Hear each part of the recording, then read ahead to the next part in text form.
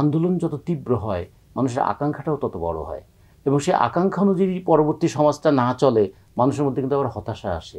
যে রাজনৈতিক সংস্কৃতিটা শুরু হয়েছে, উদ্বেগের সঙ্গে যদি এই রাজনৈতিক সংস্কৃতির চর্চাটা থাকে তাহলে বাংলাদেশে কিন্তু গণতান্ত্রিক মানসিকতাটা থাকবে না। যেমন আমি আপনার কথাটা গ্রহণ করতেও পারি, নাও করতে পারি, আপনি আমার কথাটা গ্রহণ করতেও পারেন, নাও করতে পারেন, কিন্তু একটা সৌজন্যমূলক আলোচনার পরিবেশ তো আছে।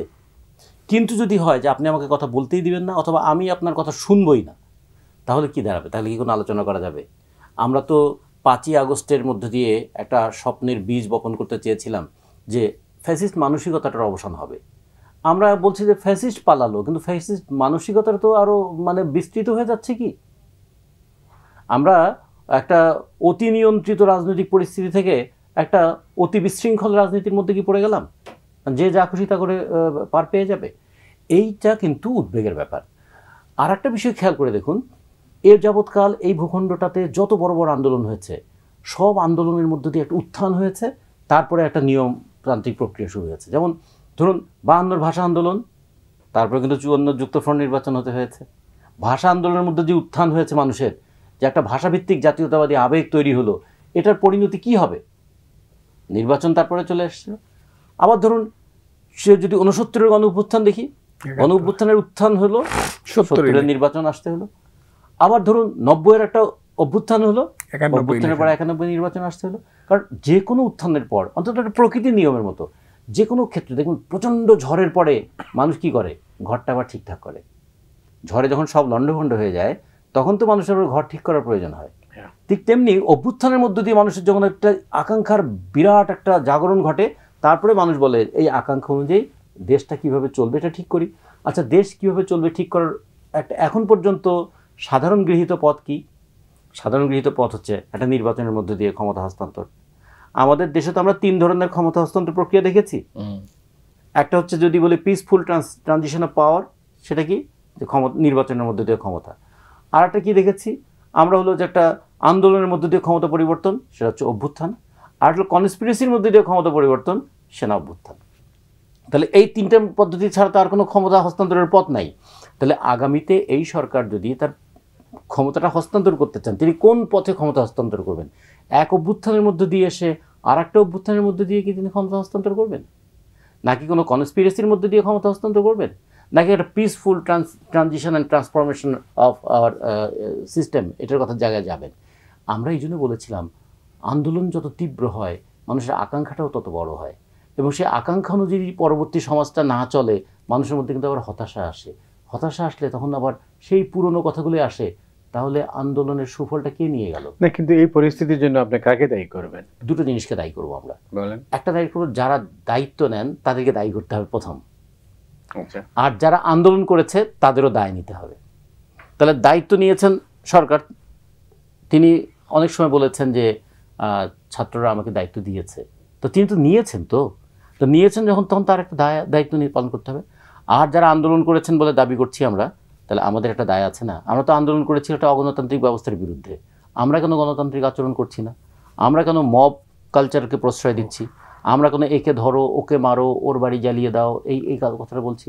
আমরা না বলেছিলাম যে গত 15 বছর এখানে গণতান্ত্রিক শাসন ছিল না, সুষ্ঠু অবাধ নির্বাচন ছিল না, এখানে আদালত সে স্বাধীনভাবে কাজ করতে পারে নাই, প্রশাসন দলীয়করণ হয়েছিল, বিচার বিভাগ বলতে কিছু ছিল না।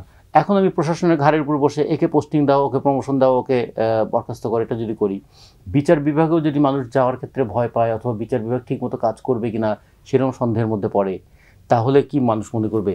তাহলে পরিবর্তনটা কোথায় হলো ভাই? তাহলে এই পরিবর্তন কোথায় হলো ভাই, এই প্রশ্নটা করলে সে দায়টা তো আমরা যারা আন্দোলন করেছি আমাদের নিতে হবে। ফলে যিনি সরকারে আছেন তিনি ব্যবস্থাপনা পরিচালনা করবেন, আর যারা আন্দোলন করেছিলেন তাদের সামাজিক সংস্কৃতিটাকে গড়ে তুলতে হবে। এখন ধরুন এমন একটা সংস্কৃতির মধ্যে আমরা পড়ে গেলাম, একটা ইউটিউবে যে কোনো একটা কথা বললে আমি আপনার ক্যারেক্টার অ্যাসাসিনেশনের জন্য আপনার 50 বছরের সাংবাদিকতা জীবনকে আমি 50 সেকেন্ডে ধ্বংস করে দেবো, এরকম একটা ভাব।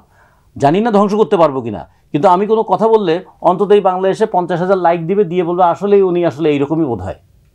তার মানে যে আপনার ভাবমূর্তি আপনি গড়ে তুলেছেন 50 বছরের সাধনায়, সেই ভাবমূর্তি যে কোনো একজন অর্বাচীন মানুষও কিন্তু যে কোনো মুহূর্তে হয় প্রশ্নবিদ্ধ করতে পারে, অথবা ধূলিসাৎ করে দিতে পারে। তখন হচ্ছে কি বলে মানি লোকের মান কে রক্ষা করবে? নিজে নিজে রক্ষা করতে হবে, নিজেই তখন চুপ করে যাও, গুটিয়ে যাও। যে মানুষ রাস্তায় নেমে এসেছিল একটা গণ অভ্যুত্থানের জন্য, সেই মানুষ ঘরের মধ্যে গুটিয়ে যাচ্ছে। যে হাজার হাজার মেয়েরা রাতের অন্ধকারে রাস্তায় নেমে এসেছিল, সেই মেয়েরা আবার নিজেদেরকে গুটিয়ে নিচ্ছে। যে যেখানে মানুষ পাহাড়ি জনগোষ্ঠী বলি, সমতলের আদিবাসী বলি, আমাদের সনাতন ধর্মাবলম্বী বলি, সবাই মিলে চেয়েছিলাম একটা গণতান্ত্রিক ব্যবস্থার কথা। আর সবাই বলছে যে বেশি কথা বোধহয় না বলাই ভালো, অপেক্ষা করো, একটু পর্যবেক্ষণ করো।